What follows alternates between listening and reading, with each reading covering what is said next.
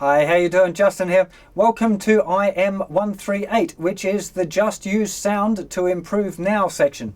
Now what we're doing this time, we've got a couple of new things. The first thing in 3A, we're going to be checking out just major bar chords. This is for the chord progression transcription. Now I'll just be using E-shape major bar chords and A-shape major bar chords. And the idea here, of course, you need to find the root note, and then the kind of part of the challenge this time is figuring out whether a chord is being played with a 6th-string root or a 5th-string root. Because now if you start to listen to, say, a B chord, this is a B chord with an E-shaped bar chord, and this is a B chord with an A-shaped bar chord. Now you can kind of hear they're different because E-shape uses all of the strings, all 6 strings are ringing, and you get the high note at the top as well. With the A shape, you don't have as high a note at the top. So what I want you to do is, when you're doing the transcriptions for that, find the root note and then see if you can work out which chord shape it is. So listen closely to what I'm playing on the because of course you've got to listen to the MP3 and all that. This isn't the lesson. The lesson part is the listening to the audio track, and then listen to, is it this one or this one? Or if it's an F chord, is it this one or is it this one?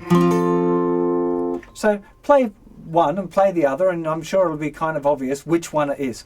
So that's the important thing. We're just dealing with major. I don't think there's any minors that I'm going to sneak in there. It's just majors. So really listening to the whether it's a 6th-string root or a 5th-string root. Very important lesson, that one. For 3B, we're transcribing an 8th note solo. It's using the A minor pentatonic scale. We've just got a little bit more rhythmic interest in it now. So if you're going to have a listen to it, it's still just the A minor pentatonic. So you know, I'm already telling you what the notes are, or where you can find the notes easily.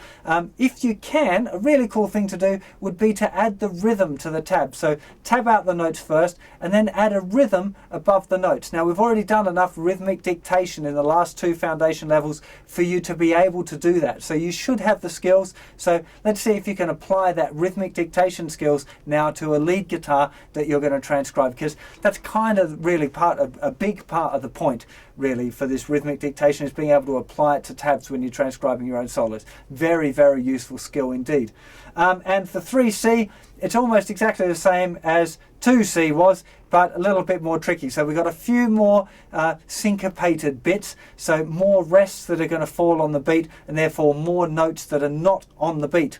So hopefully you've got a little bit more of an idea of how to write these rhythms down from the last foundation. So if you're stuck, you can check out my Understanding Rhythmic Notation PDF book thing, which I co-wrote with my friend Justin Scott, who's a drummer, really good rhythm teacher. So that might be worth checking out if you're really getting into this rhythmic dictation. Very, very valuable skill, rhythmic dictation. Being able to understand rhythms teaches you a lot about your rhythm guitar skills as well. Very, very useful thing to do. But as the title suggests, just use sound to improve now. So I'm not going to teach you now in this video lesson. I want you to go and download those MP3s, download the worksheets, and get stuck into learning just by using your ears. Have fun with that. See you for another lesson sometime real soon. Take care. Bye-bye.